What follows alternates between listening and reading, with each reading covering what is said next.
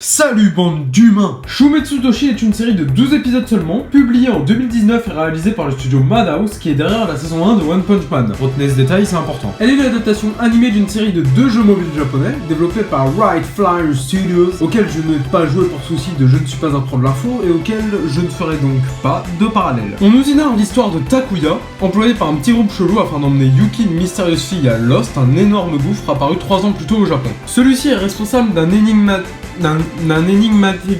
énigmatique cataclysme ayant causé la disparition de milliers de personnes dont le seul rescapé est Yuki. Pourquoi emmener une jeune fille ayant vécu un traumatisme émotionnel à l'intérieur d'un gouffre géant dans lequel a été absorbée toute sa famille? Pour une raison très simple. Un message a été déchiffré par le groupe d'emploi de Takuya, disant à Yuki d'aller à Lost. Et ce message serait en fait le dernier message envoyé par son père avant qu'il se fasse engloutir par la catastrophe. Ouais, je sais, ça donne déjà envie. Cependant, Lost est une zone désaffectée sur des kilomètres par le gouvernement, et toute personne s'y infiltrant sans autorisation risque une exécution immédiate. On suivra donc au fil des épisodes Yuki, Takuya et sa moto, se rapprochant chaque jour à la fois de Lost et du mystère qui l'entoure. Le scénario énoncé comme ça donne vachement envie, et c'est justifié. Shumetsu Toshi est une série intrigante, qui regorge de mystères à élucider. De plus, des événements surnaturels viendront pimenter la route du motard et de la jeune fille, comme des âmes, étranges personnages quasiment muets au pouvoir mystique. L'une épaulera d'ailleurs nos personnages principaux du nom d'Akira, un peu à la manière d'un stand. Même si c'est pas du tout un stand! L'anime ne durant que 12 épisodes, on peut le voir d'une certaine manière comme un one-shot, mais aussi une prouesse. Énormément de concepts, de personnages, de relations sont énoncés en très peu de temps, et il faut savoir que tout aura une réponse à la fin de l'anime. Ou peut-être pas en fait. Et c'est là qu'on commence à entrer dans les problèmes de cette série.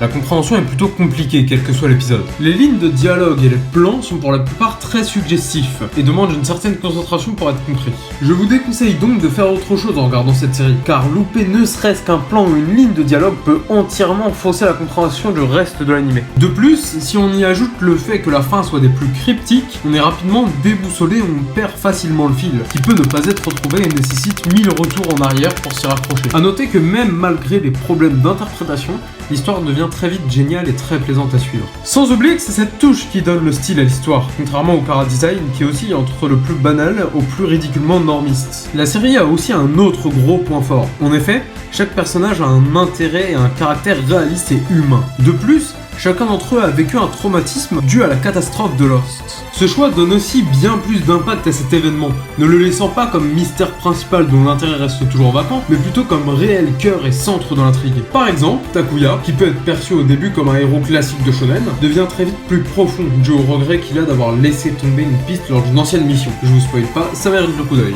Ou encore le geek fan de Lolicon qui a tellement pas reçu de respect de la part du reste du monde que ses parents l'ont littéralement appelé geek, est en réalité un vrai personnage amical et aimant, passionné d'idol et de J-pop sans désir sexuel caché. Enfin, même les persos les plus détestables restent compréhensibles dans leur intérêt à faire le mal, mais ne viennent pas à mendier notre pitié comme des SDF. Enfin, pour parler des derniers trucs, les OST sont sympas mais oubliables, l'opening est vraiment très sympa, mais l'animation, mon dieu, elle est ouf. C'est de la merde! Sans rire, je crois que j'ai jamais rien vu d'aussi moche depuis Fairy Tail. Oui, j'ai regardé Fairy Tail chez moi. Il y a certains passages qui sont vraiment très stylés, comme par exemple la fin de l'épisode 12, l'épisode 8, ou encore la plupart des apparitions d'Akira, mais sinon c'est 3D sur 3D à chaque putain de scène d'action censée être épique, ou même sans prévenir, comme ça, sur un plan en moto, parce que flemme de vraiment animer. Heureusement que le storyboard est bien foutu et les dessins sont beaux, parce que sinon j'aurais vite décroché. Et puis quelle idée de mettre de la 3D partout, mais surtout dans le premier épisode. Genre vous vous dites que les gens vont aimer votre 3D, qu'ils vont regarder la suite pour votre 3D? Je comprends pas. En plus, les derniers épisodes, sans être exceptionnellement bien animés, sont juste super bien animés et super plaisants à voir. Alors pourquoi? Et pourquoi? Donc je lui mettrai la note de... Mais attends, de quoi? T'as oublié de parler de la fin. Ah oui, la fin. Rares sont les animés à autant m'avoir tenu en haleine dans ma vie que Shumetsu Toshi. Les 10 premiers épisodes sont très axés sur les dialogues et les enquêtes plutôt que l'action, mais je pouvais pas m'arrêter de regarder, tant je voulais connaître la fin et les derniers secrets que la série me réservait. Pourtant, malgré le fait que j'avais déjà eu la plupart de mes réponses dans les épisodes précédents, les 2 derniers sont ceux qui font office chez Shumetsu Toshi de masterclass. Alors que nos personnages s'approchent de plus en plus de Lost, chacune des actions faites précédemment dans l'aventure a un impact sur cette fin. Du plus gros retournement de situation à la plus anodine rencontre. Je ne vous spoilerai rien ici, mais sachez tout de même que le dernier épisode accentue sur l'aspect suggestif du reste de la série, le rendant très dur à la compréhension et pouvant donner une impression de fin ouverte, ce qui n'est selon moi pas le cas. En tout cas, la fin offre, selon moi, une très bonne morale, mais surtout une excellente conclusion à un incroyable périple, donnant une impression de bâclée, sinon comprise. Pourquoi tu t'arrêtes d'un coup?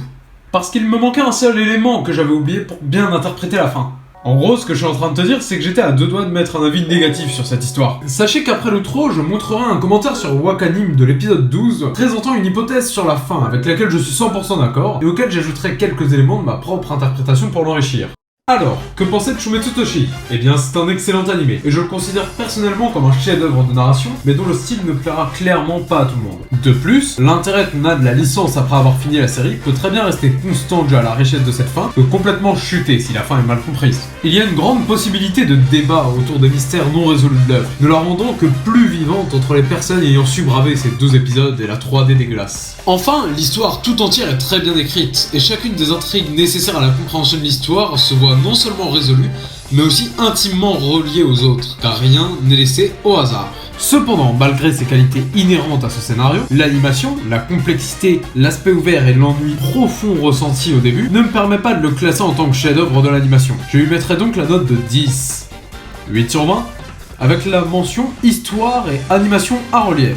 Sur ce, je vous souhaite de passer une mauvaise journée parce que vous êtes tellement moche que vos 2 yeux se sont écartés d'eux-mêmes pour ne pas se croiser. Et je vous dis à bientôt.